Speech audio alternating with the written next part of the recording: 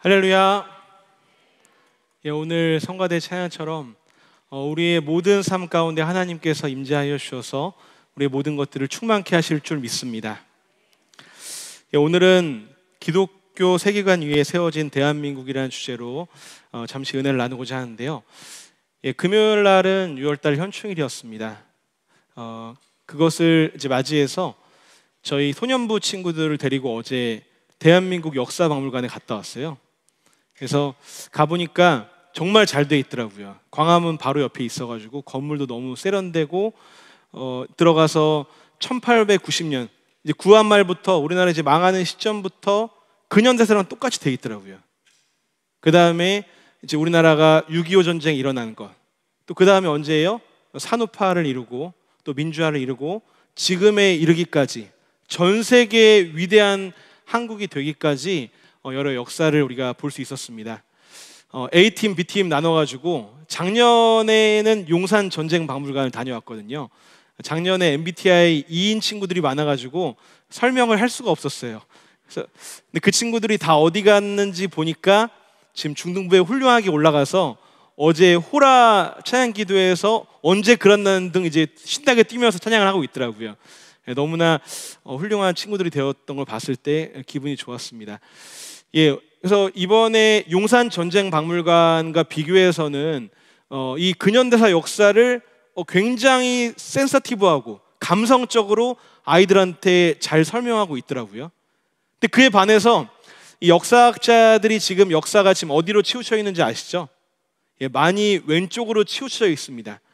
그래서 그냥 모르고 갔을 때는 이 역사 이제 보여지는 컨셉이나 다 끝나고 나서 맛있게 이제 햄버거 먹은 다음에 아이들이 뛰놀 수 있는 공간이 있어요. 자기 나이에 맞게 카드가 나오거든요. 그거를 찍으면은 애들 제일 좋아하는 것 좀 뭔지 아세요?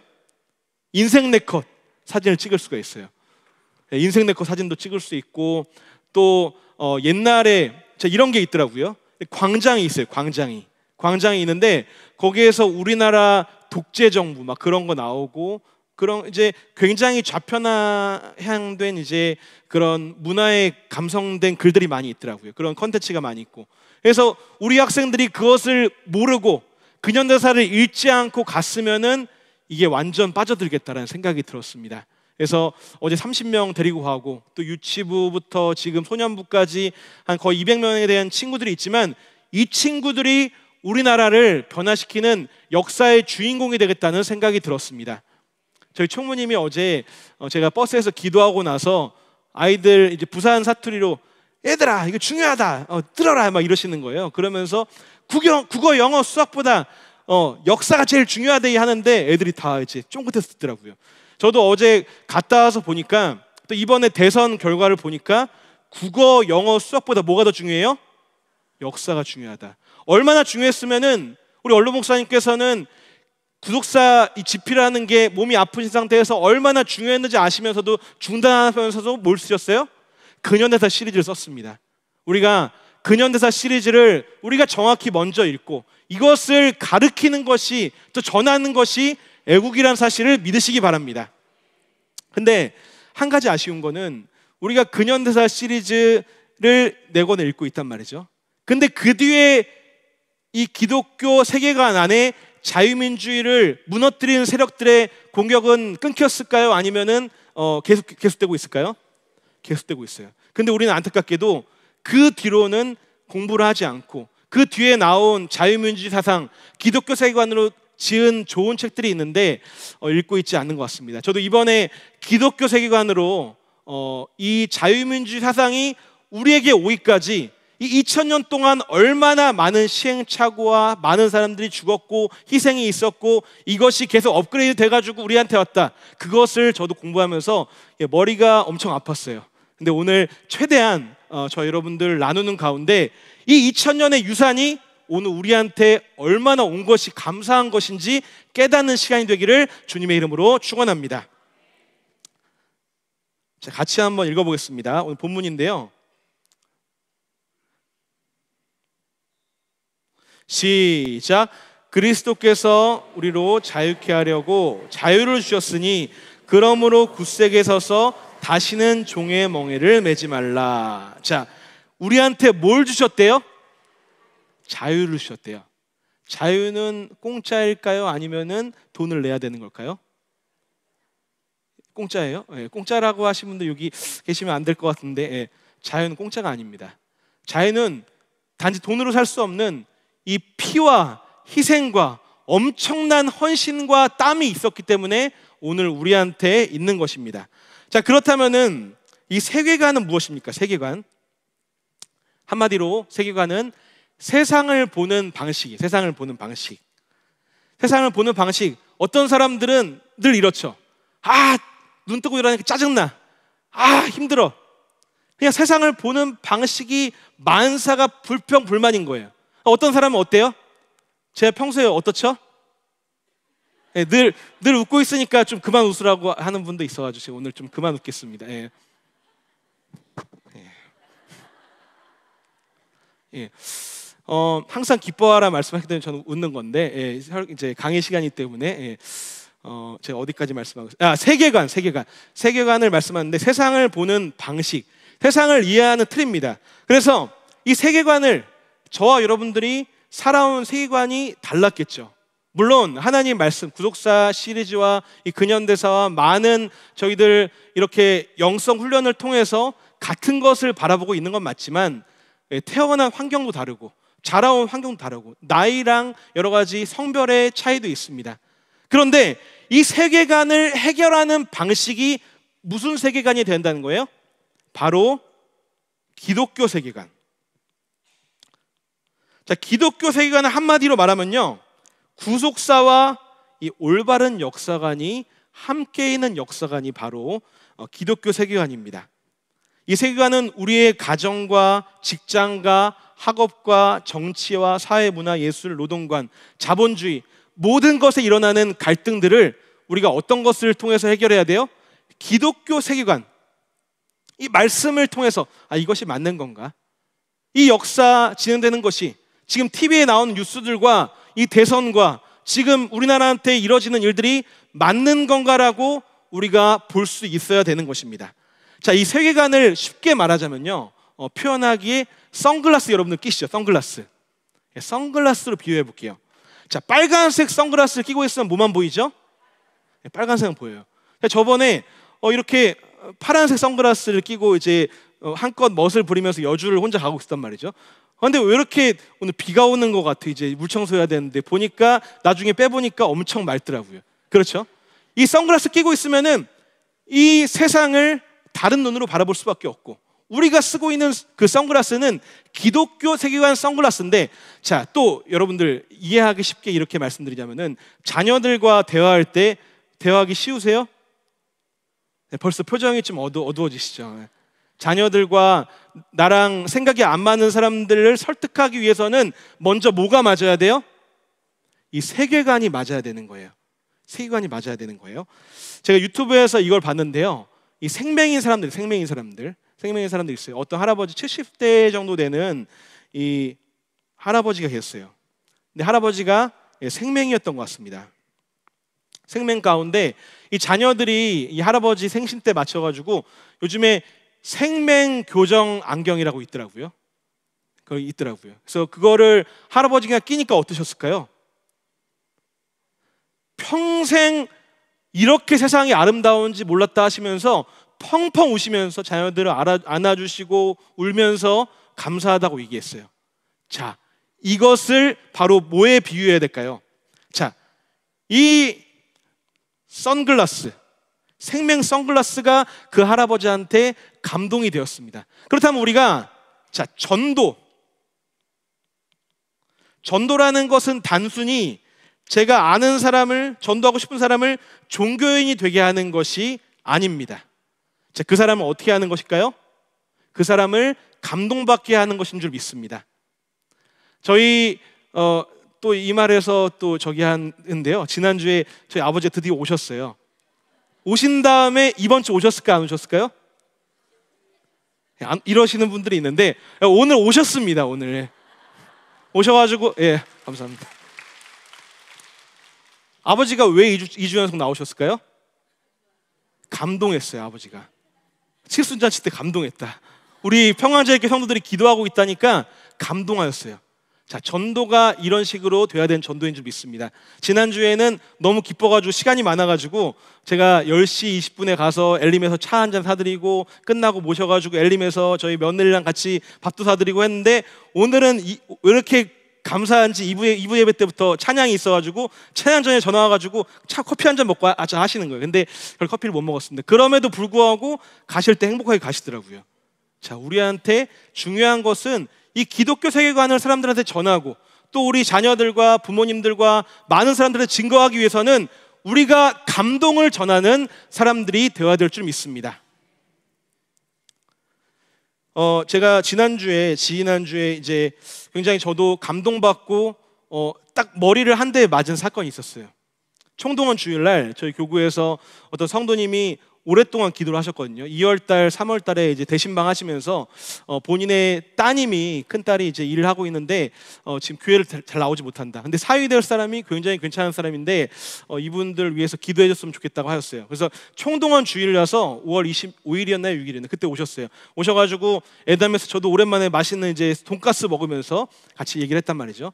근데 그 남자 사위 될 분이 저한테 그런 말을 하더라고요. 목사님, 참 자랑스러우시겠어요 라고 하더라고요. 왜 그런 말 했을까요? 자, 우리는 이 선글라스, 너무 일에 치여가지고 일이 많은 선글라스 끼고 있으니까 이 아름다운 평안제일교회 보여요, 안 보여요? 자, 선글라스 한번 벗고 이따 나가보세요. 자, 이 아름다운 공간에서 우리가 구역장 한다는 거, 성가대 한다는 거, 또 이렇게 성도로서 교회를 지키고 있다는 평강 기독교 세계관에 있다는 여러분들이 참 복된 사람들인 줄 믿습니다. 그래서 여러분들, 대한민국 어떻게 세웠습니까? 이 기독교 세계관, 성경적 가치 위에 세워진 나라임에 우리는 대단한 자부심이 있습니다. 그래서 국내외적 어려움 속에서도 기독교 세계관으로 이 세계를 재해석하는 게 필요하죠. 지난주 우리가 수요일날 대선 끝나고, 수요일이었나요? 화요일이었죠. 수요일날 성도님들 이렇게 인사를 해도 별로 웃지를 않으시더라고요. 이렇게 다 이러고 가시더라고요. 자, 끝날 때까지 끝난 거다, 아니다? 네, 끝나지 않습니다. 일제 식민지 몇 년이었어요? 36년, 죄송합니다. 36년. 네, 35년, 36년 같이 말하죠. 또 바벨론 포로 몇 년이었어요? 자, 또 여러분들, 로마의 압제 가운데 사자한테 물어뜯기고 화형당하고 죽임당하면서도 전도하고 땅굴 파서 카타콤에서 산 게 몇 년이었어요? 네, 300년. 네. 그리고 심지어 바벨론 포로가 아니죠. 어디죠? 애굽 포로 시기는 430년이었습니다. 자, 우리는 이제 자유민주주의를 수호하는 이 정부가 끝나고 새로운 정부를 맞이하는 가운데 있습니다. 우리가 이 기독교 세계관을 알고 우리 인간에 대해서, 또 자유에 대해서, 이 하나님이 주신 이 기독교 세계관에 대해서 이 나라를 어떻게 세웠는지, 또 삼권 분립이 이 공화주의가 2000년 전부터 우리한테 어떻게 주신 선물인지 우리가 알 때 우리가 이것을 증거할 수 있고, 또 이 좌파로 가득 찬 잘못된 역사관으로 가득 찬 사람들을 그 사람 눈높이에 맞춰서, 선글라스에 맞춰서 감동으로 전하는 모두가 되시길 바랍니다. 그래서 크게 세 가지로 이 나라를 어떻게 이끌어 가셨고 기독교 세계관에 있는지 살펴보도록 하겠습니다. 그럼 첫 번째로 청지기 하나님입니다. 뭐라고요? 청지기 하나님은, 자, 청지기는 주인이에요, 아니에요? 주인이 아닙니다. 그런데 마음은 어떻게 해야 되죠? 마음은 주인같이 해야죠. 그래서 이 근현대사와 구속사 시리즈를 놀리고 있으면은, 자, 몇 달란트죠? 1달란트를 땅에 묻고 있는 거예요. 근데 이 5달란트 받은 사람은 어떻게 했어요? 하나님이 이 자유의지를 주셔가지고 한반도에 자유를 주신 것처럼, 자유 대한민국 주신 것처럼 이 자유를 우리가 수호하고 그 자유를 통해서 이거를 불리고 부흥시키고 하나님한테 잘하였도다 충성된 종, 청지기, 참된 청지기란 그 사명을 그 칭찬을 받았습니다. 첫 번째로 인간에 대해서 알아야 되는데요. 자, 우리는 인간이잖아요, 인간. 자, 사람은 사람다워야 된다. 자, 하나님은 권력의 주인이시고 인간은 청직이라는 것을 우리가 정확히 알아야 됩니다. 그래서 인간에 대한 5가지 기독교 세계관을 잠시 말씀드리도록 하겠습니다. 첫 번째로 뭐예요? 인간의 자발성입니다. 인간은 자기의 이익을 위해서 일할 때 최고로 자기 자발성을 뽐내는데요. 이게 시장 경제를 신뢰하는 논리로 이어집니다. 공산주의가 망한 이유가 뭐예요? 공산주의 망한 이유가 그거잖아요. 이 일이 있는데 오늘 삽질을 500번 해야 돼요. 근데 한 번 한 사람이건 499번 한 사람이건 받는 급여가 어떻게 해요? 똑같아요. 그럼 일을 할까요, 안 할까요? 일을 하지 않습니다.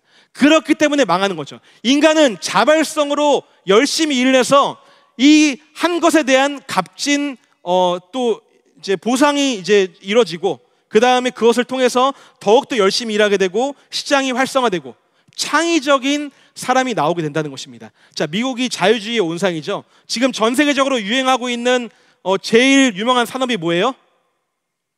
그렇죠. 자, AI 다 알고 계시는데 모르는 척 하시는 거죠. AI 산업입니다. AI 산업에는 자, 여기에 수많은 학자들과 많은 역사의 그 지혜들이 다 담겨 있죠. 자, 이것들은 그냥 나왔을까요? 사람들이 창조하고 지혜를 구하고 계속해서 머리를 싸매고 연구하고 노력한 결과 인간의 자발성 때문에 이렇게 AI가 발전된 것입니다. 자, 두 번째는 인간 인식의 한계죠. 인간 인식에는 한계가 있습니다. 어떤 인간도, 자, 여러분 중요하죠. 모든 만물을 이해하는 사람이 있어요, 없어요? 자, 아무도 없습니다. 근데 옛날에는 이 왕권 시대 때, 또 이렇게 옛날에 관료 시대 때, 황제 시대 때, 공화정 시대 때, 교주 시대 때 그 많은 사람들이 자기가 모든 것을 다 아는 것처럼 했어요. 그러니까 정부가 작은 거였어요? 큰 정부였어요? 네, 큰 정부였던 거죠. 큰 정부에 있으면은 과한 국가 개입을 통해서 이 국가는 더욱더 발전할 수가 없고 인간의 한계를 계속해서 느낄 수밖에 없는 것입니다. 세 번째로 인간의 야수성이죠. 자, 인간은 개인일 때 도덕적인 뭘 져요? 책임을 집니다. 인간이 대중일 때 가장 무서워지죠. 여러분들 그 연예인들 많이 죽는 이유가, 자살하는 이유가 뭐예요? 사이버 공간에서 댓글 써가지고 너 죽어라, 너 이랬지 저랬지, 아무도 보이지 않는 그 익명성을 뒤에 숨어가지고, 대중들 뒤에 숨어가지고 그런 대중들이 엄청난 위험한 일들을, 야수성을 발휘하곤 합니다.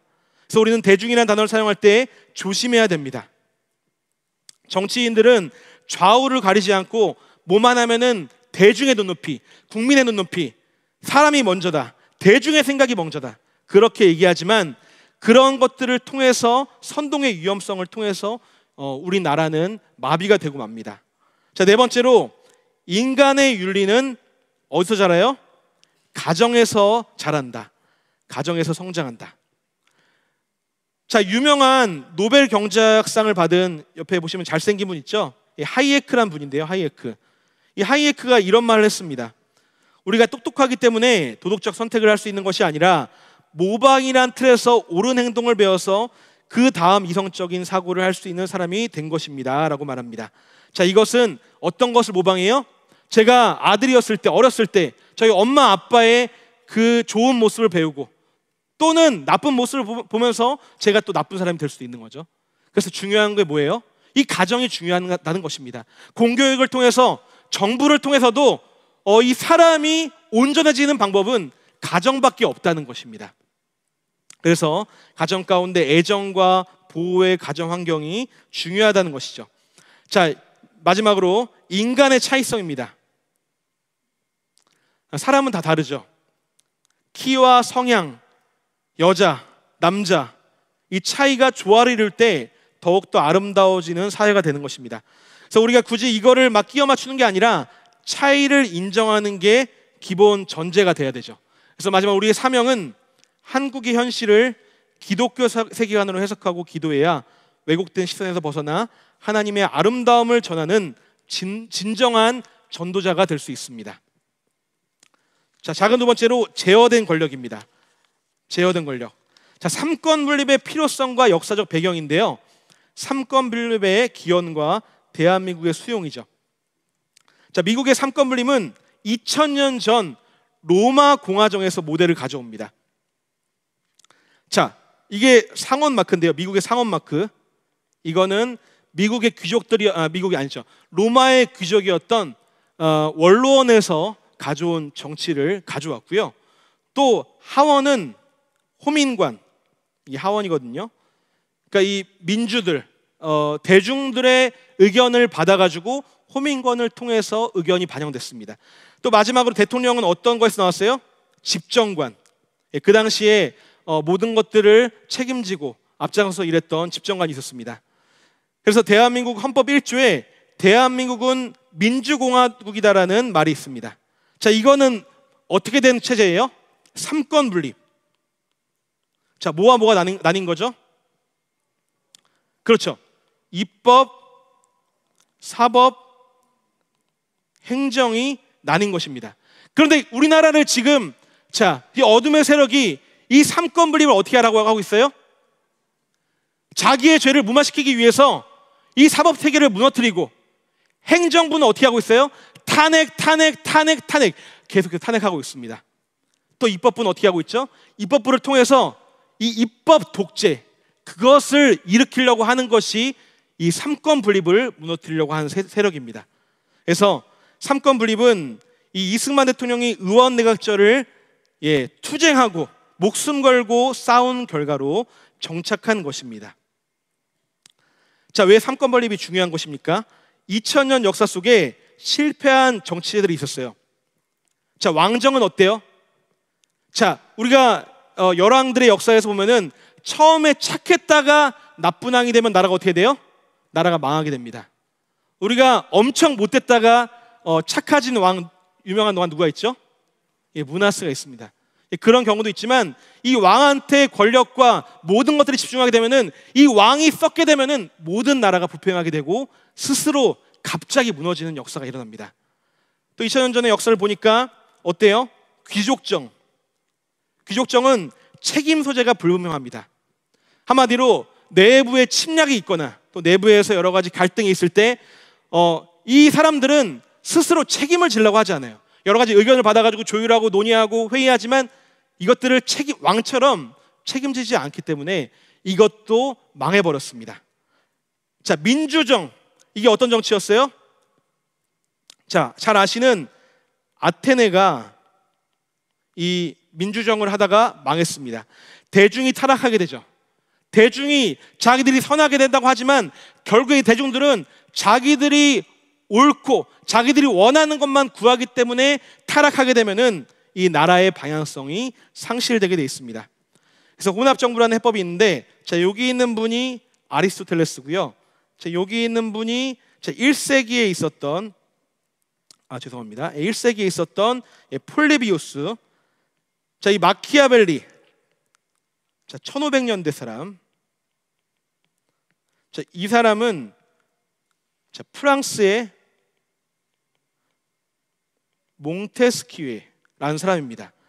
자, 이 사람들도 마찬가지로 자기들이 겪는 상황 가운데 피비린내 나는, 전쟁 나는 그런 왕권과 이 민주정과 이 귀족정, 이것들 다 해보니까 결국에 제일 나은 게 뭐였다? 바로 삼권 분립이었다는 것입니다. 국회와 행정부와 사법부가 온전하게 이 견제를 이룰 때 나라가 온전히 갈 수 있다. 이것도 완전하진 않지만 하나님의 은혜 가운데 이것을 미국에서 완전하게 도입해서 이것을 목숨 걸고 가져온 사람이 누구입니까? 바로 이승만 대통령입니다.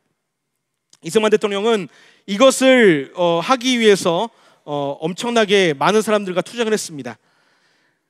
자, 데모스 크라토스. 자, 이거 혹시 들어보신 적 있으신가요? 데모스 크라토스. 자, 민주 정치라는 겁니다. 대중 정치. 이 데모스는 민중이란 말이에요. 민중. 크라토스란 말은 지배라는 말입니다. 대중이 지배한다. 자, 그러려면 우리가 이 투표를 할 때 그냥 기계적으로 옆에 이건사 투표하니까 나도 아침에 같이 가야겠다. 이러면 돼요, 안 돼요? 안 됩니다.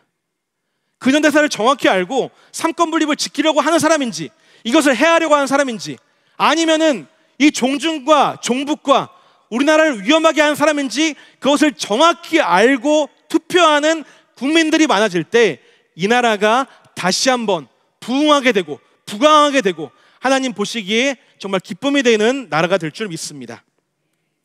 그래서 자유민주주의의 위기의 경계 대상인데요, 진짜 경계해야 될 것은 뭐예요? 바로 국민들의 무책임입니다.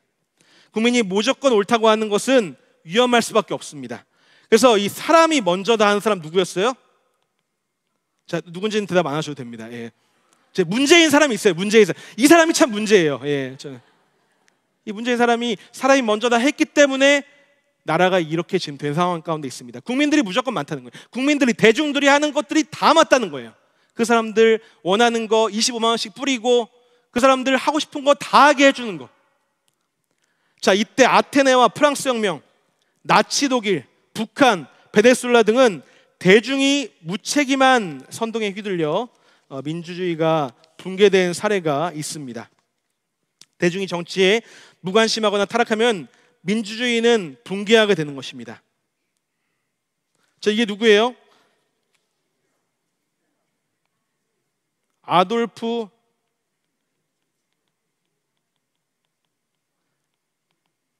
자, 안타깝게도 믿기지 않지만 이 히틀러는 많은 사람들을 죽였죠. 독재를 하고 전체주의를 이끌었습니다. 이 히틀러는 탱크를 통해서 국회의사당을 박살냈을까요? 안 냈을까요? 냈다고 하는 분이 계시는데 탱크를 통해서 내지 않았어요. 이 사람은 사람들이 원하는 것을 정확히 알았어요. 좌파에서, 자, 어떤 거죠? 좌파에서 많이 하는 게 노동자, 분배 이런 것들을 갖다 썼고요. 우파에서 매력적인 게 어떤 거예요? 국가가 모든 것을 당신의 아침에 태어나고 먹고 자고 자식부터 다 키워줄게. 이 좌파 우파의 원클릭 서비스를 다 동원하니까 많은 민중들이 이 아돌프 히틀러한테 빠져가지고 민주적으로 이 사람이 대통령이 되고 맙니다. 자, 이 사람은 대통령과 총독을 합쳤어요. 뭐라 그러죠, 그거를? 역시 대단하십니다. 총통. 그냥 대통령도 아니고 총통이래요. 총통. 엄청나게 역사적으로 위험한 사람이 탄생하고 말죠. 자, 마찬가지로 아돌프 히틀러는 자기가 이제 민주적으로 되고 말지만 이 삼권 분립을 폐하고 맙니다. 유대인들의 권리를 박살하고 사법부가 폐지되고 비밀 경찰들이 내사하게 됩니다. 자, 마치 어느 나라와 같죠? 지금 우리 대한민국과 좀 닮은 사람이 좀 있는 것 같은데요. 수염만 좀 제거하면은 이 삼권 분립을 무너뜨리려고 하는 사람이 있는 거죠. 자, 마찬가지로 북한도 마찬가지였어요. 이 김일성이 사람들 다 때려 부셨을까요? 아니면 민주적으로 했을까요? 자, 이게 무슨 개혁이죠? 토지개혁입니다. 토지개혁. 그 당시 못 먹고 못 살고 일제심리하게 이제 광복된 지 얼마 안 된 백성들은 먹고 살 게 없었어요. 그러니까 뭘 준다는 거예요? 무상으로 내가 땅을 다 줄게. 그러니까 이 백성들은 아무것도 모르고 김일성한테 속아가지고 다 넘어가고 맙니다. 그래서 민주적으로 이 김일성은 역사적인 이 악마가 탄생하게 된 것이죠. 중국도 똑같이 땅 부자들한테 땅 가져와서 다 불태우고 권리를 추가적으로 획득하게 했습니다. 공산주의 혁명이 이런 식으로 성공한 것입니다. 자, 또 다른 나라. 자, 우리나라가 지금 그 나라처럼 돼가고 있다고 하는데 배자로 시작한 나라 있거든요. 어디예요? 베네수엘라. 베네수엘라가 50년 전에는 GDP가 전 세계 몇 위였어요? GDP가 전 세계 4위까지 올라갔어요. 엄청난 나라였죠. 지금은 뭐 뒤지는 나라예요? 지금 쓰레기통 뒤지고 있습니다. 자, 그 당시에 이 베네수엘라 지금도 그렇지만 석유가 참으로 많이 나왔던 것 같습니다. 그래서 그 유명한 베네수엘라의 독재자들 누구예요? 그렇죠. 차베스. 그렇죠. 마두로. 이 차베스와 마두로가 석유를 갖고 돈 벌어서 다 나눠주고 복지를 엄청나게 합니다. 그 나라가 기고통해서 사람들이 돈을 주니까 일해요, 안 해요? 일을 안 하는 거예요. 마치 지금 25만 원 뿌린다는 사람과 똑같죠. 예, 누군지는 얘기를 안 했습니다. 예. 대한민국 하나님께서 지켜주신 이승만 대통령을 통해서 자유민주주의 국가를 세우고 1965년도에 박정희 대통령이 한일 관계 정상화 선포를 했는데, 자, 일본으로부터 얼마 받은 줄 아세요? 8억 달러. 자, 그 당시 8억 달러요. 지금 돈으로 하면, 지금으로 돈 치면 얼마일까요? 8천억. 지금은 아마 1조 넘을 것 같네요. 지금 역사적인 가치로 계산한다면 더 많은 돈을 우리한테 준 것 같습니다. 유상 우리한테 차관을 해줘가지고 우리가 이것을 하게 되었는데, 그 당시에도 자, 우리가 몇십 년 전에 일제 침략 가운데 약탈을 당하고 있었는데, 우리가 핍박을 당하고 있었는데 왜 다시 일본이랑 친해지려고 하냐 해가지고 전국의 많은 대학생들이 데모를 하고 일장기를 찍고 난리를 쳤어요. 자, 지금 이 모습이 어느 때랑 비슷할까요? 놀랍게도 지금 몇 년 뒤죠? 30년, 70년 뒤죠. 70년 뒤인 지금과 똑같습니다. 지금도 똑같이 이런 짓을 하고 있는 것이에요. 그래서 박정희는 그렇지만 단순히 대중정치, 민주정치, 인기정치를 하는 사람이 아니었습니다. 비판받는 것도 두렵고, 나라의 미래인 학생들이 데모하니까 그 뜻을 존중하자고 하지 않고, 대통령들은 학생들을 혼낸 참 지도자였습니다. 지금 한일 국교를 정상화하고 필요하고 당위성을 발표했고, 이것에 대해 경제 발전이 달려있는데 학생들이 도대체 어떻게 하자고 이렇게 난리를 피우냐. 대한민국 헌법에는 어떠한 조항에도 학생들한테 대한민국의 미래를 가로막을 권리를 준 적이 있다 없다? 없다고 강력하게 얘기하고 시행을 했습니다. 만약에 이런 용단이 없었다면 대한민국의 산업화와 시작은 처음부터 위험해졌을 것입니다. 이 제어된 권력이 될 수 있도록 우리는 깨어서 기도하고 잘못된 것들을 인식하고 알려야 될 줄 믿습니다.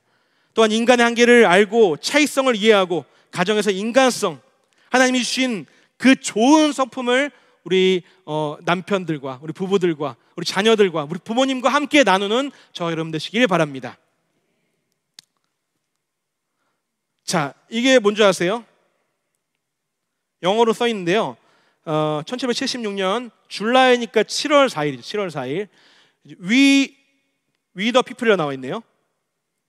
이게 그 유명한, 그 위대한 바로 미국의 독립 선언문입니다. 자, 큰 두 번째로 하나님이 주신 자유죠. 자유는 자유인데 무슨 자유예요? 책임 있는 자유. 미국의 독립선언문과 여기는 가장 전제로 하는 것이 있습니다. 그것은 신이 있다는 것입니다. 우리의 가장 위에는 대통령도 있고 국무총리도 있고 국회의원도 있고 하지만 그 위에는 뭐가 있어요? 하나님이 있다는 전제로 했기 때문에 미국이 잘 살고 전 세계의 패권국이 될 수 있었던 것입니다. 생명, 자유, 재산은 인간이 만든 법이 아니라 하나님의 권한에서 보호가 된다. 자유를 위한 희생이 있었죠. 그게 뭐예요? 바로 미국의 남북전쟁입니다. 자, 이 당시에 남북전쟁 가운데 이 남북전쟁 가운데 승리를 염원하면서 많은 사람들의 노예제도를 폐지해야겠다고 한 위대한 대통령은 누구죠? 링컨입니다. 오늘 링컨이 있었기 때문에 이 링컨의 노예 해방을 통해서 이승만이 그것을 보고 우리나라한테 가져온 거예요. 저 엄청나죠? 링컨이 없었으면 어땠어요? 오늘 우리가 이렇게 숨 쉬면서 찬양하면서 이렇게 있을 수가 없습니다. 자유를 위한 희생을 했죠. 자, 흑인 노예제를 두고 이 북부는 자유, 만인간은 하나님 앞에서 노예나 흑인이나 우리나 공평하다. 남부는 어땠을까요? 어떻게 저 흑인들과 우리가 하나가 될 수 있냐? 저 사람들 우리 노예 폐지하면은 단가 올라가죠. 단가. 농업하고 공업하고 할 때 이 노예가 없으면 단가가 올려버리는 거예요. 여러분들, 생기가 어려워지면은 그 시대마다 뭐가 일어났어요? 전쟁이 일어났어요. 그 당시 남부가 자기들이 벌고 있던 그게 힘들어지니까, 단가가 높아지니까 바로 전쟁을 일으킨 게 바로 남북전쟁입니다. 링컨은 결단했죠. 노예제를 유지한다면은 전쟁 종식 제한을 했지만 그걸 거절했습니다. 자유를 위해 모든 것을 선택했고 인간의 존엄성과 자유는 타협의 대상이 아니라고 했습니다. 그래서 삼권 분립은 인간의 불완전을 전제로 한 제도이며 오랜 역사의 희생의 결과입니다. 그래서 진정한 자유는 하나님이 주신 것이며 그것을 지키기 위해서는 뭐와 뭐가 달라요? 희생과 책임이 따른다는 것을 우리가 알아야겠습니다. 우리는 정치적 자유와 제도를 감사하며 제대로 사용할 책임이 있는데요, 우리는 비판이 아닌 깨어있는 참여자로 살아가야 됩니다. 자, 우리나라가 왜 이렇게 이 지금 사상의 전쟁을 하고 있을까요? 우리 안에는 역사의 수천 년 동안 지배하고 있는 사상이 있어요. 무슨 사상인 줄 아세요? 동양을 지배하고 있는 사상. 지금도 얘네가 우리 껍벅하면 쳐들어와가지고 옆에다가 뭐 짓고 지금 난리도 아니더라고요. 어느 나라예요? 자, 중국입니다. 중국. 여러분들 이거 보셨나요? 천자가 누군지 아세요? 천자는 바로 이 동양의 질서의 최고, 바로 하나님의 아들인 누구예요? 황제입니다. 황제. 이 중화 질서가 우리나라를 오랫동안 다스리고 있고 500년 동안 그런 나라의 이제 지배 가운데 모든 이 가정의 문화, 유교의 문화, 지금까지 우리를 지배하고 이 사상 가운데 기독교의 이념과의 기독교 세계관을 다투고 있는 게 바로 이 중화 사상입니다. 자, 옆에 보면 서유이 있죠. 서이족이라고 하는데요, 이거는 뭐라고 할까요? 서쪽의 오랑캐다. 자, 북쪽은 뭐예요? 북쪽의 오랑캐. 자, 우리나라는 그러면 무슨 오랑캐였을까요? 동쪽의. 우리는 오랑캐니까 잘 살고 싶으면은 조공을 바쳐가지고 황제한테 예를 취하고, 황제는 예부터 아버지라고 했습니다. 이 황제와 우리나라와 많은 이 교류를 한 편지를 보면은 우리나라 왕을 뭐라고 표현했을까요? 황제의 아들이라고 표현했어요. 그만큼 굴종적인 이 외교를 하고 있었던, 이 황제의 지배 가운데 있었던 우리나라였습니다. 그래서 우리 유교 중화 질서의 문화는 전체주의성의 기원이 있어요. 한마디로 황제가 신이고 황제가 모든 것을 관장하고 황제가 집안의 모든 것도 관장한다. 자, 그렇다면 서양은 어땠을까요? 서양도 문제가 있었습니다. 사람들이 계속 싸우는 거예요. 자, 여기는 종교개혁자 존 위클리프고요. 제가 체코에 가서 봤는데 이분은 야누스. 자, 이 얼굴 약간 저처럼 약간 좀 있으신데 누구신지 아시죠? 처음 보는 사람처럼 얘기하시는데 마틴 루터. 자, 그 유명한 장로교의 창시자 누구예요? 오늘 자유민주주의와 삼권분립이 있게 한 가장 큰 공을 세운 바로 칼빈입니다. 칼빈. 서양은 그 당시에 계속해서 싸우고 있었는데 동양에 없던 싸움이 일어났습니다. 자, 이 위클리프는 제일 먼저 종교 개혁을 하고 종교로 싸움을 하고 전투를 하고 투쟁을 한 사람이었는데요, 영국 사람이었어요. 자, 누구랑 싸웠을까요? 자, 이 네 명 다 공통점은 교황이랑 싸웠습니다. 이 두 명은 특별히 황제랑, 교황과 싸우면서 황제랑 싸웠죠. 이 위클리프는 당시에 어떤 근기를 깨트렸냐? 자, 자기가 이제 성경을 보니까 라틴어가 그 당시에 권력이었어요. 자, 이 당시에 라틴어 일반인들이, 서민들이 읽을 수 있었어요? 없었어요? 읽을 수 없었습니다. 존 위클리프가 이게 보니까, 성경을 라틴어로 읽어보니까, 자, 어린아이도 하나님, 예수님은 어린아이 좋아하시는 거예요. 성경을 읽거나 읽지 말라고 한 권위가 교황과 황제한테 있지 않다는 것을 깨닫게 된 것입니다. 마찬가지로 야누스도 그것을 깨닫고 교황과 다투기 시작했습니다. 야누스는 똑같이 주장하다가 체코어로 성경을 보게 하라. 교황은 이 요한계시록에 나오는 바벨론 뭐예요? 음녀와 같다라고 저주를 했습니다. 성경에 없는 면죄부를 판다. 그래가지고 이 야누스는 화형을 당해서 죽었어요. 이어서 마틴 루터가 혁명을 일으키고, 자, 일으킨 게 아니니까, 자, 가만히 보니까 자기가 어떤 논리로 해석해도 자기 힘든 거예요. 너무 힘든데 자기가 뭐 고해성사도 해보고 또 그 뭐라 그러죠? 그 옛날에 수도원생들이 막 금식하면서 하는 거, 고행이라 그러나요? 고행. 그런 수행도 해보고 별의 별짓을 했는데 자기 인생 가운데 이 신앙이 풀리지 않는 거예요. 근데 그 가운데 몇 장 몇 절을 발견했어요? 로마서 1장 17절을 발견했습니다. 로마서 1장 17절은 뭐죠? 오직 의는 믿음으로 말미암아 산다. 자, 이것을 통해서 자기의 인생의 모든 문제가 해결이 되었습니다. 그리고 나서 깨달아 보니까 교황과 카톨릭이 하고 있는 모든 게 잘못된 거예요. 그래서 95개의 반박문을 이 마틴 루터가 쓰게 됩니다. 그래서 독일어로 성경을 쓰게 되고 많은 사람들이 이 성경을 보게 했죠. 자, 그 다음에 어떻게 했냐? 칼빈도 강조하게 됐습니다. 이렇게 끝나는 게 아니라 실질적인 자유를 보장받기 위해서는 여기에 더불어 경제적인 자유가 있어야 된다. 자, 노예로서 옛날에는 이 귀족들이나 왕이 직업을 정해줬어요. 넌 이거 해야 돼, 넌 저거 해야 돼, 넌 태어났을 때부터 소를 키워야 돼, 소를 잡아야 돼, 이런 일들 했지만, 자, 경제적인 자유를 줘야 된다고 존 칼빈이 외쳤습니다. 그러자 이것을 받아가지고 영국의 그 유명한, 자, 아담 뭐예요? 유명한, 지금까지도 유명한 경제학자 아담 스미스죠. 스코틀랜드로 가서 아담 스미스라는 사람이 이것을 보니까 정부가 하는 것이 민간 영역보다 하는 것보다 효율적이다. 정부는 가격 통제하면 안 돼. 수요와 공급은 누가 정해요? 시장이 정해야 된다. 인간이 자발적으로 자기 직업 선택해서 분업하는 게 최고라고 하는 것이 이 종교개혁 이후 나온 최고의 산물이라는 것이죠. 그래서 원래 서양의 정근대 영역을 전부 다 정부가 했었는데 투쟁을 통해서 경제적 영역이 확보되어서 우리나라도 그것을 받아가지고 경제적인 자유를 우리가 누리고 있는 것입니다. 자, 여기 뭐예요? 그 당시에 이 기독교 냉전 시대, 일제 침략 시대가 끝나고 그 다음에 어떻게 됐어요? 그 냉전 시대가 이제 시작되는 시점에 온 세계가 어떻게 돼요? 시뻘겋게 돼요. 교회를 다닐 수 있을까요? 없을까요? 자, 이 빨간 나라들은요, 교회를 갈 수 없는 나라예요. 자, 우리 위에 그 돼지가 있는데요, 누구예요? 북한. 이 시꺼먼 나라들은 완전히 박살난 거예요. 종교건 뭐건 아무것도 할 수가 없어요. 자, 이 큰 대륙 가운데 지금 이 조그마한 이 나라가 이 대륙을 살리고 있다는 것을 믿으시기 바랍니다.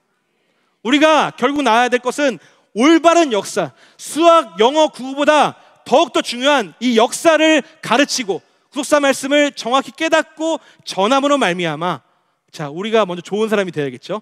감동적인 사람이 되겠죠. 기쁘고 감사하고 에너지가 넘치는 사람이 될 때 많은 사람들을 감동으로 설득시키는 여러분 되시길 바랍니다. 그래서 두 번째로요, 큰 두 번째로 경제적인 자유입니다. 사유재산인데요. 자, 빠르게 넘어가도록 하겠습니다. 자, 박정희 정부의 산업화 성과입니다. 제가 어제 가서 놀란 점 뭔지 아세요? 처음에 구한말 때 흥선대원군이, 자, 선교사들 몇 명 죽었어요? 8,000명 죽였어요. 자, 이 외국 군인들이 들어오려고 하는데 그걸 막았어요. 그걸 막았다고 자랑한 게 바로 신미양요. 그 당시에 1871년도였나요? 그 당시에 일본은 이토 히로부미를 이제 같이 한 젊은 제일 똑똑한 일본의 사람들을 보내가지고요, 러시아에서는 행정을 배우고 미국에서는 육군을 배우고, 자, 또 어디죠? 그 당시 유명한 독일에서는 해군을 배우게 해가지고 전 세계 위대한 것들을 다 배우게 해가지고 일본이 이렇게 올라섰는데, 우리나라는 어떻게 했어요? 국민들이 잘 살고 싶지만 이런 것들을, 모든 것을 막았기 때문에 구한말이 망하게 된 것입니다. 그거는 어제 가보니까 우리 근현대사 시리즈랑 그 대한민국 역사 방문 똑같더라고요. 근데 나뉘는 게 어디부터 나뉘어요? 자, 6.25 때부터 나뉘기 시작돼요. 다행히 남침이라고 써있더라고요. 그 다음에 남침 다음에 이승만 대통령을, 자, 3.15 부정선거, 나쁜 것들만 키워대가지고 다 갖다 놨어요. 그러니까 그걸 모르는 사람들, 이승만이 자유민주를 세운 대통령을 아는 사람이 봤을 때는 이것을 공과 또 장점과 단점으로 보겠지만, 아무것도 모르는 사람 보기에 이승만 어떤 사람이에요? 완전 나쁜 사람이다. 다 늙어가지고 그냥 죽지, 왜 그 나이에 노망 들어가지고 그걸 하려고 하냐, 그런 선동이 들어가는 것입니다. 그 다음에 산업화를 이룬 박정희 대통령, 군사 독재, 여기 뭐 감옥, 고문, 그런 것들이 키워드로 크게 써 있어요. 자, 그 다음에 여러분들 마지막에 나가는데 우리나라가 엄청 발전해 있어가지고 BTS 나오고 백남준 선생님 나오고 세계를 위대하게 일으킨 사람 나오는데요, 마지막 결론자가 뭔지 아세요? 동성애, 촛불, 또 뭐였죠? 지금 사진을 제가 오늘 안 가져와가지고 그런 좌파 이데올로기의 모든 것들을 결론으로 넣어놨다는 것입니다. 그래서 우리가 그것을 제대로 알아야겠습니다. 박정희 대통령은 재임기 가운데 GDP가 20배, 무역은 30배 증가했고요. 경부고속도로, 포항제철, 방산 등 산업화 집중. 그러니까 제가 AI, 이 기술이 전 세계적으로 가장 중요하고 로봇이 중요하다고 그랬죠. 자, 여기에 들어간 것 중에 가장 중요한 부품이 뭘까요? 바로, 자, 애들은 바로 맞추네요. 반도체. 반도체 1위가 누구예요? 삼성이었는데요, 지금 그 파운드리 사업이 누구한테 바뀐 줄 아세요? 대만한테 바뀌었어요. 대만. 너무 잘하고, TSMC라고 대만한테 바뀌었는데, 다행히도 아직까지 이 반도체 부분에서 램 부분은 삼성이 1등이지만 이 나라의 산업 스파이, 좌우 옆에 있는 산업 스파이를 막을 수 있는 법이 이게 우리나라 정확히 있어요, 없어요? 간첩, 북한 말고 간첩을 제대로 막을 수 있는 법이 우리나라에 지금 없어요. 그렇기 때문에 우리는 기도하고 그 법이 발휘될 수 있도록 계속해서 힘써야 되겠습니다. 이 반도체가 모두가 반대했지만 우리는 농사하고 그래야죠 하는데, 이 박정희 대통령은 지금 70년 뒤를 본 것 같아요. 그래서 반도체를 발전시켰습니다. 대한민국 외교가 지리적으로 불리한 상황 속에서도 산업화와 민주화를 동시에 이룬, 자, 예외 사례가 있었는데요, 또 한 나라 누구 있을까요? 전 세계에 독재를 했는데 독재한 나라 다 망했어요. 전 세계에 독재했는데 지금 그런 과거가 있지만 잘된 나라 어디밖에 없어요? 자, 대한민국, 또 대만도 있고요, 칠레도 있고요. 근데 거기서 제일 잘 사는 나라 누구예요? 우리 대한민국입니다. 그래서 우리는 엄청난 이 좌파 정책들의 국가 기반을 흔든다는 여러 가지 그런 공격이 있지만, 그럼에도 불구하고 하나님께서 위대한 지도자를 보내셔서 우리가 이 많은 것들을 누리고 있는 줄 믿습니다. 현 정부 및 진보 정책 비판인데요, 좌파 정책은 국가 기반을 흔드는 거예요. 사유재산과 자유와 거주의 이전, 그런 것들을 다 막아버리려 하고 있어요. 자, 뭐예요? 지역의사제. 여러분 들어보셨어요? 지역의사제? 이게 뭐냐면요, 공공지역의사제 해가지고, 자, 제가 아버지 고향이 해남이거든요. 해남에 의사가 없어. 그러니까 거기 의사 보내야 되잖아. 너 특정 지역 가서 강제로 근무해. 자, 근데 근무하는데 몇 년 근무해야 돼요? 제가 이제 레지던트랑 다 딴 다음에 30이 돼가지고 드디어 이제 서울에서 일하나 했더니 10년 동안 일하래요. 거주 이전의 자유를 침해하는 것입니다. 공산주의적 발상이죠. 이거는 무슨 당이에요? 말하지 않겠습니다. 중대재해처벌법. 중대재해처벌법은요, 과도한 형사책임이에요. 이거는 원래 50인 기업에서 누가 다치거나 넘어지거나 우울증이 있어가지고 정신적 문제가 생겼을 때 피해를 해주는 건데, 50인에서 몇 명으로 바뀌었어요? 5인 이상 사업장. 자, 5인 이상 사업장의 중소 영세 기업들은 아시다시피 사장이 깜빵하게 되면은 이 중대재해처벌법은요, 형사처벌로 깜빵에 바로 들어가는 거예요. 자, 이 중소기업은 사장이 형사처벌 당하면 어떻게 돼요? 그냥 망하게 돼 있는 거예요. 노란봉투법은 무엇입니까? 노란봉투법은 무리한 이 노조들의 깽판을 보장해 주는 거고요. 파업하는데, 자, 잘린 사람은 노조 파업할 수 있어요, 없어요? 없어요. 근데 잘린 사람이 다시 한번 노조 들어가서 파업하는 것을 인정해 주는 게 바로 노란봉투법이에요. 한숨이 절로 나오죠. 노란봉투법 뉴스에서 하는데 무슨 말인지 오늘 아셨죠? 저도 이제 알았습니다. 그럼 기업이 악화되고 해외에서 투자를 될까요, 안 될까요? 투자가 되지 않습니다. 왜냐하면은 누구 다치면은 해외 이제 영국에 있는 회장이 와가지고 깜빵에 들어가야 되는 거예요. 자, 우리는 그래서 과거 지도자들의 희생과 업적을 기억해야 되고, 좌파적 포퓰리즘 정책에 대해서 경각심을 가져야 되고, 경제적 자유와 기업 활동 보호 없이는 대한민국이 어렵습니다. 마지막 세 번째로, 자, 가장 중요한 뭐예요? 기독교 세계관에서 가장 중요한 것은 프리덤 이스 나 프리. 우리가 안보가, 정확한 안보관이 없으면은 이 나라를 지킬 수 없다는 것입니다. 안보는 기본값, 디폴트입니다. 자, 보수 진영 기독교 세계관의 안보관은 절대 양보 불가한 기본 가치인데요, 안보 의식에 따라서 좌파와 우파의 이 사상이 달라지고 합니다. 자, 좌파는 상대국의 의도와 선의가 신뢰하는 거예요. 예를 들어서 이런 거죠. 나 평양냉면 제일 유명한 게 평양냉면이죠. 나 그거 먹으러 갔는데 이 젊은이가 나한테 삶은 소대가리라고 하네. 그러면 이 사람이 기분이 좋겠어요, 안 좋겠어요? 기분이 저희 같으면 안 좋겠죠. 삶은 소대가리라고 하는데. 근데 그 사람은, 문제인 사람은 허허허 이 젊은이가 참 기기가 있네 이러면서 바보처럼 지고 말았어요. 그렇지만 우리는 집단 본성의 야만성 경계, 아까 제가 말씀드렸죠. 대중은 언제든지 인간으로서 대중이 되면은 야수성이 있기 때문에 힘의 우위로 평화를 유지해야 된다. 공식적으로 평화는 상대의 의도와 관련이 있다 없다? 관련이 없습니다. 우리의 힘이 강해야지 우리 대한민국을 지킬 수 있을 줄 믿습니다.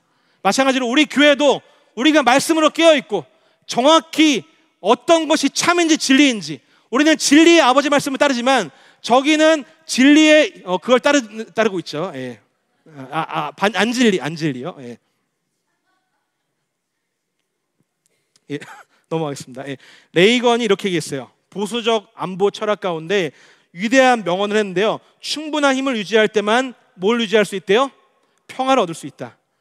예, 미군은 소련과의 군비 경쟁에서 승리하여서, 여러분들 생각해 보세요. 70년대, 80년대 어제 제가 이제 그 박물관을 보면서요. 제가 딱 기억할 수 있는 거는 88년 호동이밖에 없더래요. 호동이 맞나요? 호돌이. 죄송합니다. 예. 제가 엊그저께 강호동 잠깐 나오는 거 봤던 것 같아요. 예. 호돌이밖에 기억을 못해요. 제가 그때 4살인가 그런데 애들이 막 놀라면서 목사님 그렇게 나이가 많았어요 그러더라고요. 예. 기분이 좀 좋았어요. 예. 7, 80년도에 기억해 보시면은 우리나라 오른쪽엔 누가 있어요? 일본이 있죠. 자, 위엔 누가 있어요? 저 위엔 누가 있어요? 불곰이 있어요. 불곰. 러시아 불곰이잖아요. 자, 왼쪽엔 누가 있어요? 팬더가 있어요. 팬더. 만두 아니고 팬더. 예. 자, 바로 위엔 누가 있어요? 돼지가 있어요. 돼지. 예. 지금도 다행히 감사한 거는 이 이면 전략, 공산주의의 이면 전략을 이렇게 도표로 만들어놨더라고요. 위에는 착하게 우리 대한민국과 평화 협의를 한다고 하지만, 햇빛 정책과 많은 것들을 한다고 하지만, 밑에는 계속해서 연평 뭐였죠? 해전과 천안함 폭격과 미사일 개발과 그런 것들을 계속해서 오는 것들을 잘 보게 해놨더라고요. 7, 80년대 여러분들 기억하실지 모르겠지만 그 당시에 냉전 때는 진짜 핵전쟁이 일어날 것 같은 위협이 있었다는 것을 기억하실 것입니다. 어제 놀랐던 건요, 제가 가니까 한 반에 국민학생이 70명, 80명이라서 오전반, 오후반이 있었던 거 여러분들 기억나시나요? 네, 다들 기억하시는 또래군요. 저희 반에 한 50명 정도 이제 오전, 오후 같이 했었는데, 자, 그런 시대 때는 그 냉전 가운데 진짜 핵폭탄의 위협이 있었어요. 왜냐하면 핵폭탄이 어디 터졌어요? 일본의 나가사키에 터졌기 때문에 진짜로 이 소련과 미국을 통해서 망하는 줄 알았어요. 근데 레이건이 이랬죠. 레이건이 우리나라 돈 많어. 소련이랑 한번 붙어보자. 군비 경쟁을 보자. 해보니까 결국에 어떻게 됐다? 결국에 끝까지 가니까 소련은 공산당주의로 하니까 잘 될 수가 없죠. 미국은 계속해서 수출하고 개발하고 인간의 자발성을 줘가지고 성장하게 하니까 잘 살게 됐죠. 그래가지고 군비 경쟁해가지고 소련은 냉전 시대에 망하게 돼가지고 레이건은 이 냉전을 이긴 위대한 사람으로 인정을 받았습니다. 국제정세의 변화인데요. 과거 미국은 세계 평화의 보루였습니다. 그래서 자, 이걸 볼게요. 자, 100년 전에 미국이었어요. 자, 어땠어요? 세계 대통령. 우리나라도 지켜주고 유럽도 지켜주고 전 세계 태평양까지. 이 사람이 누구냐면요, 루즈벨트라는 대통령인데 엄청난 권력이 있었어요. 자, 로마도 마찬가지였습니다. 로마도 처음에는 강력하고 강대하고 삼권분립까지 이용한 정말 위대한 나라였지만 시간이 지나고 통치한 나라가 많아지니까 어떻게 돼요? 이렇게 됐어요. 지금 이 미국이 전 세계를 너무 많이 이렇게 도와주고 하다 보니까, 자, 이렇게 배가 나와가지고 기계가 넘치다가 지금은 이제 할아버지가 돼가지고 우리나라 도와줄 수 있다 없다? 도와줄 수는 있지만, 자, 대만의 전쟁이 나고 우크라이나 전쟁이 나고 지금은 또 어디가 나고 있어요? 제가 인도 갔다 왔더니 그 다다음 주가 바로 인도 파키스탄이 지금 화약고가 됐더라고요. 지금 전 세계에 전쟁을 준비하고 있는 분위기 가운데 있습니다. 그래서 이런 상황 가운데 우리는 미국을 의지할 수밖에 없지만, 중국에 붙으면 뭐가 돼요? 중국에 붙어서 맨날 쉐쉐하는 사람이 있더라고요. 그런 나라가 될 뿐입니다. 이 미국이 우리나라한테 3대 전략 무기를 줬어요. 자, 무슨 무기를 줬어요? 핵잠수함. 자, 이게 엄청난 무기거든요. 탄도미사일, 폭격기. 자, 이 말은 무슨 말입니까? 한국이 누구 편이란 말이에요? 우리랑 혈맹이다. 그런데 그만큼 우리한테 시사하는 바는 뭐예요? 이게 중요하죠. 우리 편이지만 동시에 우리나라 지역이 좌우 북남으로 위험한 상황이라는 것을 말하고 있는 것입니다. 자, 지금 우크라이나 전쟁이 일어났습니다. 우크라이나 전쟁이 일어나가지고, 자, 러시아가 이제 힘드니까 어디랑 결탁해요? 북한이랑 붙어요. 자, 여러분들, 우크라이나 전쟁이 여러 가지 갑론을박이 많지만 우크라이나가 뚫리게 되면 어떻게 돼요? 자, 이 러시아는 이제 서진을 하게 돼가지고 독일과 프랑스, 서유럽들을 침략하게 돼 있어요. 자, 근데 러시아의 친구 누구다? 북한이다. 북한의 주작은 누구예요? 우리 대한민국이다. 그러니까 지금 러시아가 동진하는 것은 우리나라한테 엄청난 위기가 되는 상황인 것입니다. 그래서 반복되는 역사적 흐름 가운데 신냉전 구도로 진행 중이고요. 나토에서 대한민국은요, 지금 탄핵이 되었지만 우리 대통령께서는 나토 정상회의에서 일본의 기시다 총리, 젤렌스키가 중심이 되어서 미국이 한국을 핵심 파트너로 인식해가지고, 제가 지금 사진을 준비 못했지만, 자, 정상들을 가장 인정한 사진 찍을 때 어떻게 찍는지 아세요? 미국의 백악관에 2층에 그 난간에서 사진을 찍어요. 검색해 보시면 나올 텐데, 거기서 우리 정부 대통령과 일본 총리와 우크라이나를 중심해가지고 사진을 찍은 사진이 있습니다. 결론적으로 평화를 원하면 뭘 준비해야 돼요? 전쟁을 준비해야 됩니다. 일어나지 않을 수도 있지만 우리는 계속해서 깨어서 교회도 지키기 위해서 영적 전쟁을 계속해야 되고, 이런 기독교 세계관에 입각한 투철한 역사 정신을 가지고 있는 이런 역사 전쟁도 해야 되는 것입니다. 전쟁은 안 할 수 있지만 준비 없이 당하면은 억울함만 남죠. 냉전 속에서 준비된 억제력이 실제 전쟁을 막을 수 있습니다. 그래서 결론으로, 자, 가장 중요한 것은 기독교 세계관에서 가장 핵심이 뭐예요? 자, 왜 가족의 꿈을 부르라고 하신지 알겠어요? 아까 제가 말씀드렸죠. 정부가 이 나라 국민 한 사람 한 사람 자녀들을 올바로 케어할 수가 없어요. 공교, 초등학교, 중학교, 대학교, 대학원 가서도 이 사람이 올바른 역사관과 정확한 인성을 갖게 할 수 없어요. 누가 할 수 있다? 엄마, 아빠. 이 자리에 계신 여러분들이 중요한 사람인 줄 믿습니다. 그래서 철학자 로저 스크로트는요, 가정은 정부가 대체할 수 있는 사랑과 보호의 울타리입니다. 가정은 아이가 무조건적인 사랑과 훈육을 받는 공간이고 부모를 통해 세상을 따뜻하게 바라보는 공간입니다. 자, 그래서 레이건이 이렇게 말했습니다. 대통령이 All great change in America begins at the dinner table. 자, 모든 위대한 변화는 가정에서 시작됩니다. 그래서 오늘 하루만큼은, 아니면은 이번 주 하루는 온 가족이 모여서 정말 기독교 세계관 가운데 이 음식을 나누시면서 정말 하나님 보시기에 기뻐하시는 기독교 세계관의 가정이 되시길 바랍니다. 그래서 가정을 위협하는 요소들이 있는데요. 자, 가정의 정의를 왜곡합니다. 자, 건강 가정 기본법이 개정 시도가 됐는데요. 자, 이게 뭐냐면요, 가족의 무분별이 확대해요. 자, 개랑 살고 있어요. 개를 가족에 넣어주는 거예요. 족보에. 자, 말이 돼요, 안 돼요? 자, 내가 제 남자랑 하고 있는 남자랑 결혼했어요. 남자가 제 호적에 들어오는 거예요. 여자랑 여자 사는데 결혼을 인정해 주는 것이 지금 발의가 되고 있는 것입니다. 또 가족 질서가 붕괴되고 있어요. 비혼 출산 정부 지원제. 여러분들 사유리라는 일본 연예인 아시나요? 사유리 결혼했어요, 안 했어요? 예, 정자 난자 그것만 해가지고 아이를 낳았어요. 근데 이 아이가 낳는데 아이가 좀 컸나 봐요. 3살 4살이 되니까 연예인 남자가 왔어요. 그 남자 보니까 뭐라고 해요? 아빠라고 부르더라고요. 그 아이는 아빠로 부를 수 있는, 내 아빠를 삼을 수 있는 권리를 침범당한 것입니다. 그래서 자, 3번째가 중요한데요. 가정 문화 붕괴입니다. 자, 이 가족 정의와 질서는 여러 가지 정치적인 투쟁과 또 시위와 여러 가지 계몽을 통해서 우리가 막아낼 수 있어요. 근데 이 가정의 문화는 우리가 막을 수 있어요, 없어요? 막을 수가 없다. 이것은 저와 여러분들의 역할이 정말 중요한 것입니다. 훈육과 인내를 포기하고 있어요. 스마트폰을 과의존하는 거죠. 어른들이 있을 때, 식사할 때 애들이 어른들 보지 않고 스마트폰을 하고 있는 거예요. 혼내야 돼요? 안 혼내야 돼요? 혼내야 됩니다. 어른은 어른으로 알고, 자, 사람을 사람으로 대하고 이런 일이 발생하는 거죠. 요즘 부부들이 그렇다고 하더라고요. 편하니까 아이들한테 스마트폰과 패드를 주는 거예요. 그러면서 어른들이 있어도 다 무시하고 그냥 아이들한테 맞춰주는 거죠. 공공장소의 예절을 결여가 되는 것입니다. 저출산 문제보다 심각한 문제가 자녀 수의 문제가 아니라 질적인 문제가 먼저라는 건데, 건강한 가정 속에서 자란 자녀가 대한민국의 미래를 좌지우지합니다. 그래서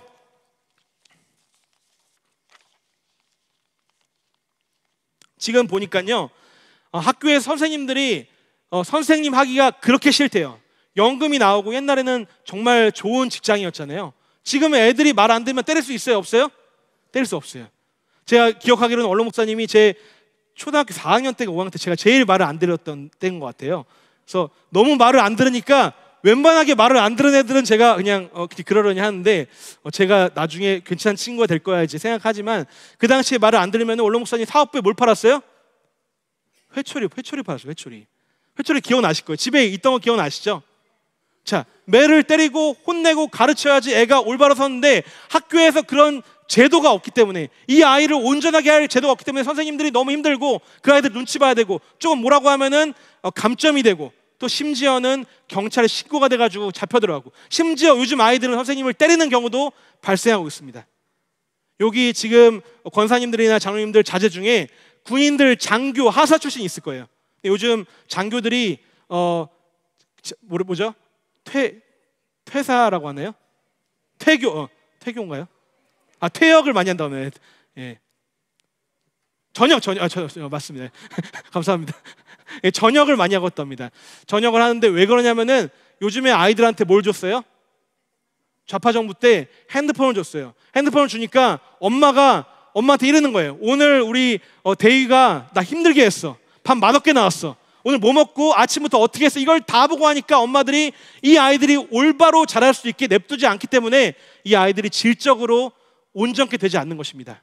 그래서 우리는 이 사랑의 잔소리, 원로 목사님이 잔소리가 뭐라 그랬어요? 금소리라고 했잖아요. 계속해서 눈높이를 맞춰가지고 아이들의 선글라스에 똑같이 맞춰가지고 우리가 그것을 하는 가정이 돼야 될 줄 믿습니다. 그래서 마지막 5번째로, 보수주의의 역할은, 보수는 단지 지키는 사람이 아니라 개혁하는 사람입니다. 에드먼드 버크라는 유대한 사람이요, 보존하려면 개혁해야 한다고 하면서 상대주의 문화에 대한 지속적인 저항과 가치를 지켜야 된다고 여기 나와 있던 유명한 위대한 사람들, 이승만, 박정희, 레이건, 링컨, 이 버크가 말했습니다. 대응 전략은 두 가지, 마지막 마치도록 하겠습니다. 대응 전략은 두 가지인데요, 역사 전쟁의 중요성입니다. 좌파는 강력한 역사관으로 연대하고 있고, 보수는 역사의 석권을 되찾아야 미래가 있다고 합니다. 교육이나 출판, 강연, 후원 등으로 각자 위치에서 참여해야 되는 것입니다. 두 가지가 중요한데, 두 번째가 각자의 분야에서 전문가로 서야 됩니다. 우리 사랑하는 우리 성도님들, 권사님들이 만약에 야쿠르트를 팔고 있어요. 야쿠르트 제일 잘 파는 사람이 되는 거예요. 그래가지고 그 사람들한테 덕을 끼쳐가지고 내가 그 사람들이랑 나라에 대해서 얘기하다가 피하면 돼요, 안 돼요? 자, 그 사람들 좋은 사람이 돼가지고 피하면 안 되는 거예요. 사실은 이 역사가 이렇게 된 거야. 70년, 80년 전에 이렇게 나라가 세워졌다는 것을 기독교 세계관 가운데 여러분들이 전문가가 되셔가지고 우리 아이들이 조금 있으면은, 지금 10년, 20년 뒤면은 금방 결정권자가 되거든요. 이 사회의 주인공들이 된단 말이죠. 우리 아이들을 온전히 키우는 가운데, 우리가 그런 전문가가 되는 가운데 이 나라가 변할 줄 믿습니다. 가장 중요한 것은, 기도하는 나라는 뭐 하지 않는데요? 자, 같이 한번 읽어보겠습니다. 시작. 기도하는 나라는 망하지 않습니다. 자, 읽겠습니다. 시작. 내 이름을 일컫는 내 백성이 그 악한 길에서 떠나 스스로 겸비하고 기도하여 내 얼굴을 구하면 내가 하늘에서 듣고 그 죄를 사하고 그 땅을 고치리라. 반드시 고쳐주실 줄 믿습니다. 자, 마지막으로 준비되고 깨어있는 나라는 망하지 않습니다. 그러므로 깨어있으라. 우리가 언제나 이 근현대사와 또 지금 흘러가고 있는 책들을 보고, 여러분들 유튜브를 보시고 제대로 공부하시는 가운데 많은 사람들과 부딪혀도 내가 이 나라가 어떻게 되었는지 정확히 말할 수 있다는 사람 되실 때 이 나라를 살리시고, 이 나라 전쟁이 온다 할지라도 하나님께서 반드시 살리신다는 것을 믿으시기를 주님의 이름으로 축원합니다. 기도하고 마치겠습니다. 참 사랑과 은혜가 충만하신 하나님 아버지, 감사합니다. 오늘 거룩한 주일 3, 4부 예배로 불러주셔서 기독교 세계관 위에 세워진 대한민국에 대해서 배울 수 있게 인도하여 주심에 진심으로 감사드립니다. 아버지 하나님, 저희들 기도하는 나라는 망하지 않는 줄 믿습니다. 준비되고 깨어있는 나라는 망하지 않는 줄 믿사오니 우리가 정확한 역사관과 구속사의 말씀으로 반드시 승리하고 소망의 항구로 들어갈 수 있는 평강성도가 모두가 될 수 있도록 역사하여 주시옵소서. 될 줄 믿으며 귀하신 예수 그리스도의 이름으로 간절히 기도드리옵나이다. 아멘. 하나님께 영광과 박수 드리겠습니다.